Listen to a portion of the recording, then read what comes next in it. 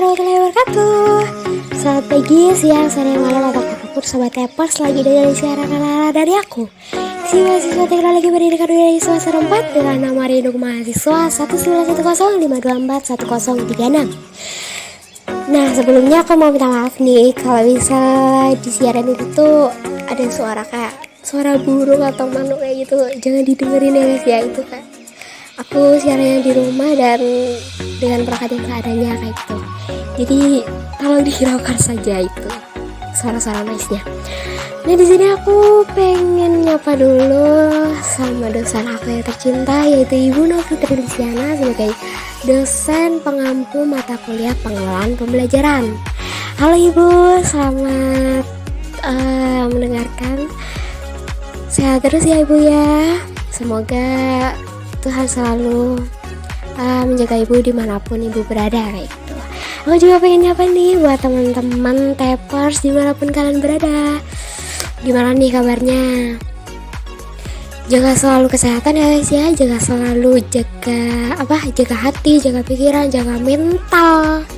Mentalnya aku cuetain ya di sini ya. Karena di musim-musim kayak gitu tuh kayak kita rentan banget buat terserang gangguan mental kayak gitu ya. Bukan hanya terserang gangguan fisik tapi juga mental kayak gitu. Karena ya gimana, ini lagi musim pancaroba, musim-musim UAS, musim-musim COVID juga kayak gitu. Jadi stay healthy and tetap jaga protokol kesehatan dimanapun kalian pergi-pergi tuh harus patuh sama yang namanya protokol kesehatan kayak gitu. Oke, aku juga mau ngucapin selamat dulu nih buat teman-teman yang lagi ulang tahun. Semoga panjang umur, sehat selalu, dan semoga keberkahan selalu menyertai kalian.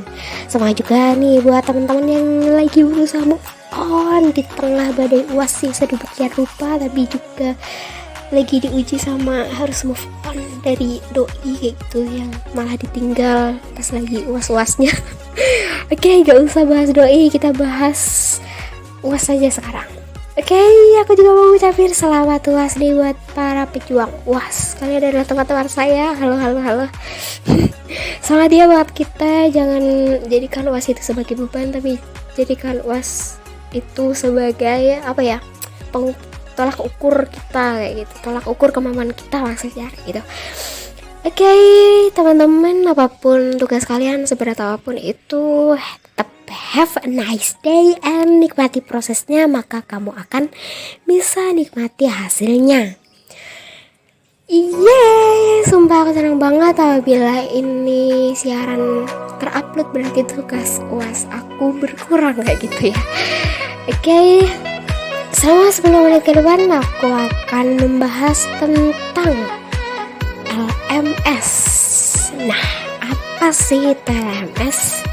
LMS itu adalah Learning Management System, dimana LMS ini tuh sekarang baru booming nih guys di di pembelajaran daring kayak gini. Jadi itu banyak banget universitas atau lembaga pendidikan yang sudah gencar mengembangkan yang namanya Learning Management System buat di kampusnya kayak gitu.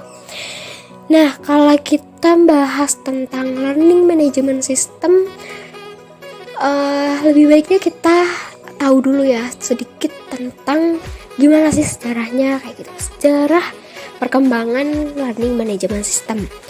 Nah, jadi itu perkembangan Learning Management System tuh beriringan ya guys ya sama yang namanya perkembangan komputerasi aduh belibet, maaf, di dunia kayak gitu.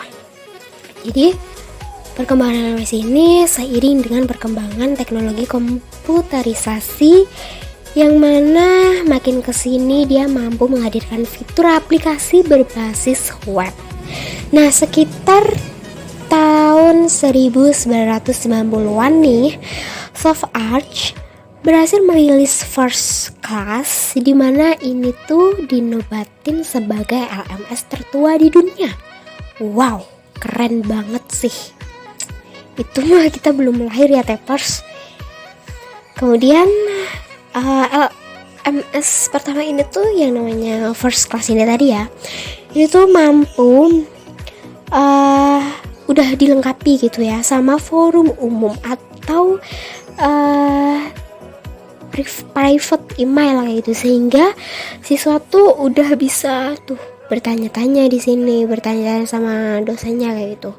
Ini udah bisa nih di tahun ini. Nah, kemudian di tahun 1996-an itu meluncur kembali yang namanya LMS berbasis web yang pertama di dunia. LMS ini tuh bernama Cecil. Aku nggak tahu gimana bacanya, tapi tulisannya tuh Cecil kayak gitu. Kemudian hingga tahun 2002 muncul kembali generasi baru yang bisa dibilang ini tuh lebih mutakhir gitu guys, yang itu namanya Moodle. Ya mungkin Moodle ini terdengar familiar ya mungkin di sebagian besar kita kayak gitu, kita mahasiswa. LMS ini cukup populer dan ketika pertama kali perkembangannya tuh hebatnya para pengguna tuh udah bisa ngedownload gitu di PC mereka, karena ini emang aplikasi LMS yang open source kayak gitu, jadi gratis buat diakses gitu. Jadi teman-teman pada zaman itu tuh bisa belajar, kemudian bisa download ini secara free kayak gitu. Kalau ngomongin tentang LMS Moodle, ternyata di kampus saya kebetulan banget nih juga ngembangin yang namanya LMS Moodle yang diberi nama dengan Bismart kayak gitu. Bismart Learning UNY kayak gitu ya, kalau misal teman-teman mahasiswa UNY kita nyebutnya kayak gitu. Nah, kemarin juga sempet aku tanya-tanya sama teman-teman yang ada di berbagai universitas yang beda-beda kayak gitu ya, Tepers ya. Nah, aku tanyain tuh pada mereka, guys, kalian tuh pada pakai LMS gak sih di daring-daring kayak gini tuh kayak gitu. Terus ternyata ya guys ya, ternyata Tepers, ternyata tuh banyak banget teman-teman yang belum tahu itu apa namanya LMS tuh apa kayak gitu, malah tanya kayak gitu ke aku. Nah, padahal nih di kampusnya tuh pakai yang namanya LMS kayak gitu. Nah, jadi di sini tuh aku mau sharing ya tentang apa itu LMS. Jadi biar teman-teman yang belum tahu apa arti LMS tuh bisa tahu kayak gitu ya. Jadi di sini kita sambil share ilmu juga kayak gitu. Nah, terus aku juga sempat tanya-tanya tentang seberapa efektif LMS yang dikembangkan di kampus teman-teman kayak gitu. Nah, mau tahu apa pendapat mereka? Cek kita. Menurutku terkait efektivitas Bismart UNJ ini, menurutku lumayan efektif gitu ya. Karena kan Bismart UNJ sistemnya pakai Moodle gitu ya. Nah, Moodle kan semacam istilahnya LMS Learning Management System gitu. Nek kekurangan dari Bismart paling kadang ini sih, nek misalnya user pas yang ngakses lumayan banyak yang kredit gitu ya. Misal pas ujian atau apa gitu biasanya servernya kuat sih. Kadang nggak down nggak ngono. Menurut saya, dalam pembelajaran daring, penggunaan Bismart ini bisa dikatakan cukup efektif. Mengapa? Karena di dalamnya mahasiswa itu bisa mengakses modul berbentuk teks berupa PDF maupun PPT bersuara, video visual, dan berupa link yang terhubung langsung dengan YouTube. Namun, yang namanya machine learning memiliki kekurangannya tersendiri, yaitu di mana membutuhkan sinyal yang harus stabil. Sedangkan kita tahu mahasiswa UNY itu berasal dari hampir seluruh pelosok Indonesia. Ada yang berasal dari daerah yang sinyalnya baik, ada juga yang daerah yang sinyalnya buruk. Nah, oleh karena itu pasti akan menyulitkan mahasiswa dalam menggunakan Bismart karena sifatnya yang real time gitu. Kalau menurutku dalam penggunaan e-learning itu bisa dipakai dan lebih tertata ya, tapi dan itu kan lebih hanya akses satu kampus saja. Tapi menurutku untuk efektivitas sendiri akan jauh lebih mudah. Kalau aku sendiri pribadi, aku lebih mudah dan lebih prefer menggunakan Google Classroom ataupun platform-platformnya lainnya, karena menurutku penggunaan e-learning itu lebih ribet dan uploadingnya itu nggak semudah yang lainnya. Saya berkuliah di UIN Sunan Kalijaga, Yogyakarta. Menurut saya, fitur-fitur yang disediakan oleh LMS cukup baik untuk membantu pembelajaran, tetapi kekurangannya mungkin belum ada notifikasi untuk memberitahu adanya tugas dan deadline-deadline. Saya dari Fakultas Hukum Universitas Atmajaya Yogyakarta. Situs learning kampus saya kuliah.uajy.ac.id. Untuk nilai positifnya, menurut saya pribadi, mengenai penilaian tugas itu menjadi lebih terbuka karena langsung bisa melihat nilainya sehingga mahasiswa bisa tahu ia berada di kategori apa. Mungkin B, mungkin B+, mungkin A, mungkin A-, atau yang lainnya. Untuk kelemahannya sendiri, yang pertama menurut saya masih banyak mahasiswa yang malas untuk mengakses ya. Padahal dosen itu kalau misalkan kuliahnya asinkron atau belajar mandiri itu kan dosen ngirim materi atau mungkin file-file yang lain. Nah, kalau misalkan mahasiswanya itu nggak akses, maka presensinya juga nggak dihitung. Saya mahasiswa dari Universitas Muhammadiyah Kudus. Kalau menurut saya, LMS di universitas saya kurang efektif.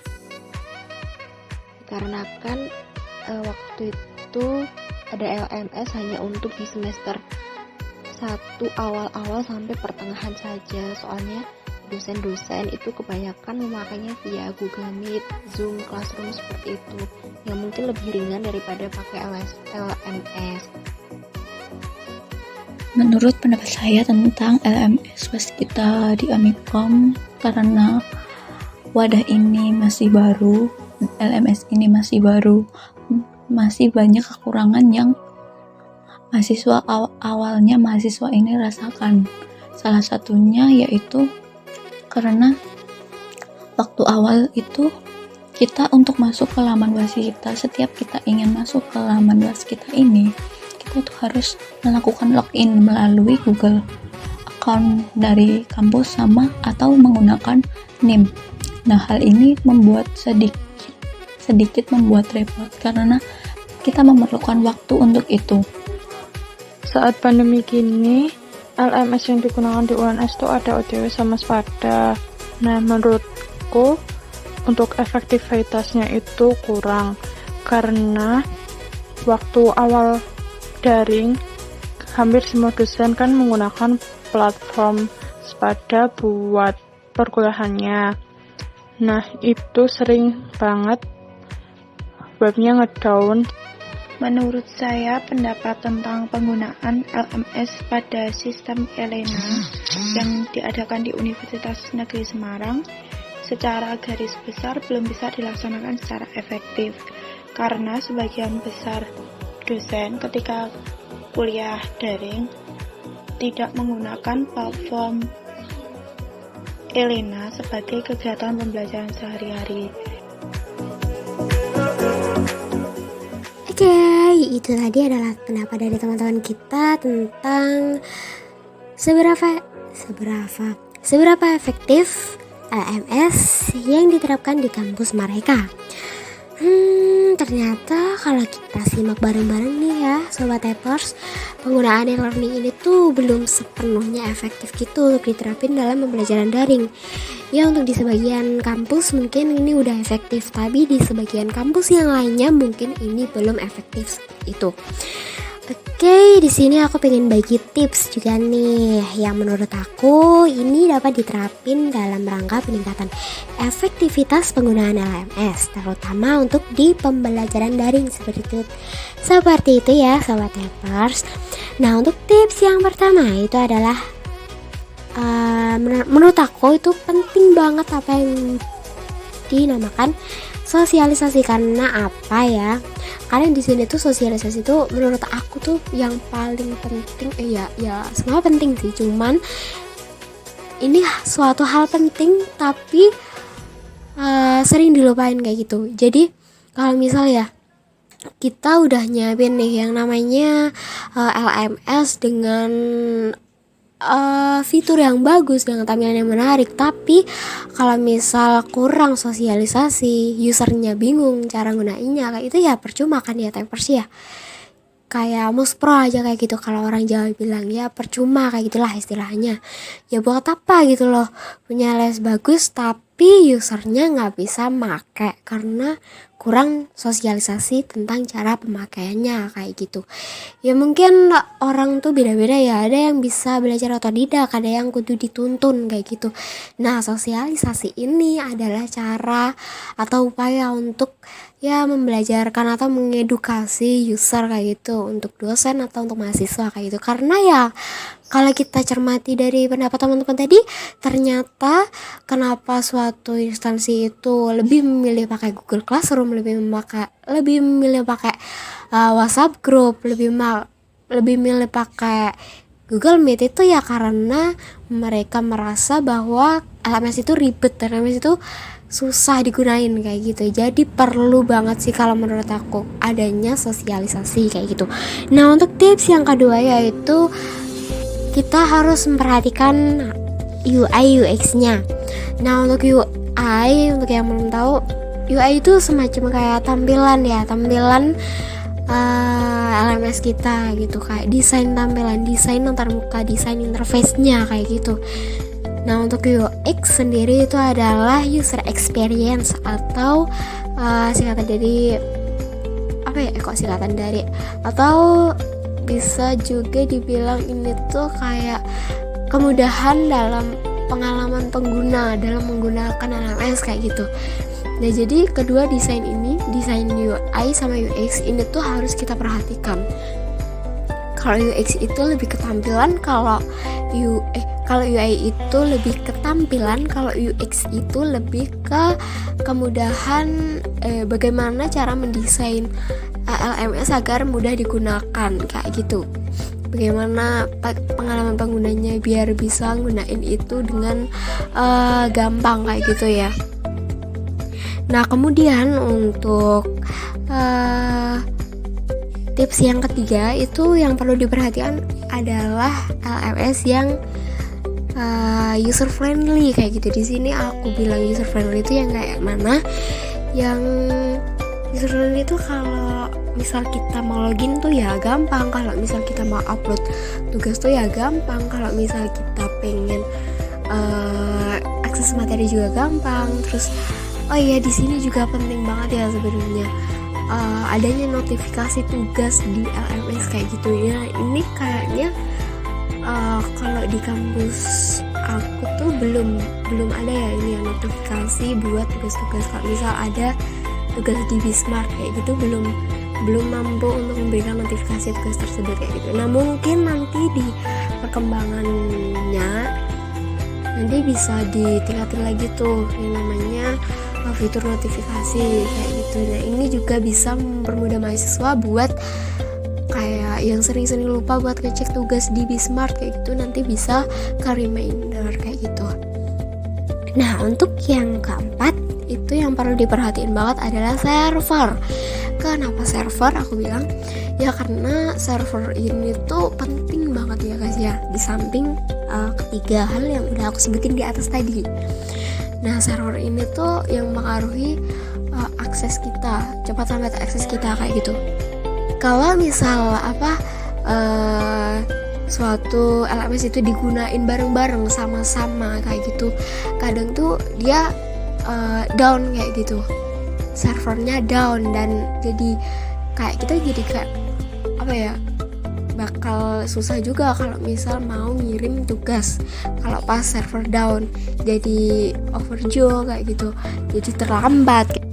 Terus buat yang kelima ini juga nggak kalah pentingnya, dan menurut aku ini bisanya ditumbuhin dari hati kita masing-masing sih, untuk kunci untuk gimana biar e-learning ini atau LMS, Learning Management System ini tuh bisa efektif. Ini perlu yang namanya kolaborasi antara semua pihak ya.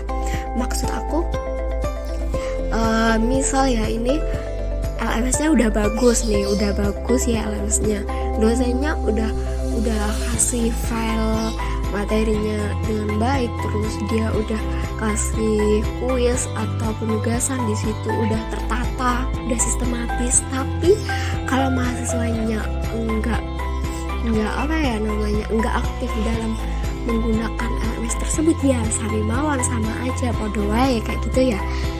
Jadi terkait efektivitas LMS ini tuh bisa dilihat atau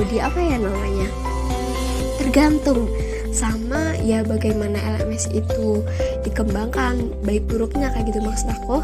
Terus bagaimana usernya itu berkolaborasi satu sama lain untuk bisa mengoptimalkan penggunaan LMS ini kayak gitu. Nah ini satu hal yang menurut aku juga penting banget buat menunjang efektivitas penggunaan LMS di suatu instansi pendidikan kayak gitu. Nah mungkin untuk tips dari aku cukup sampai di sini aja. Mungkin ada teman-teman atau sobat typers yang mau kasih tips lain bisa ditulis di kolom komentar, karena ini adalah negara yang bebas buat ngajuin pendapat, jadi kalian juga bebas buat ngutarain bagaimana pendapat kalian kayak gitu ya. Nah maaf banget nih aku ucapin buat ibu dosen aku ya, terutama karena mungkin siaran ini terlalu panjang durasinya. Padahal tadi di awal saya bilang 10 menit, tapi ini sepertinya bakal lebih kayak gitu. Terima kasih buat ibu dosen dan seluruh sobat typers yang udah dengerin siaran aku. Semoga kita lancar terus ya UASnya, terus bisa dapat hasil yang maksimal juga buat nanti IP semesternya kayak gitu. Nah oke guys, sekian cukup dari aku. Semoga kita dapat berjumpa lagi di waktu yang lain. See you next time. Wassalamualaikum warahmatullahi wabarakatuh. Tetap semangat, tetap jaga kesehatan, dan have a nice day. Itu jangan lupa ya. Oke, cukup sekian dari aku. See you, dadah.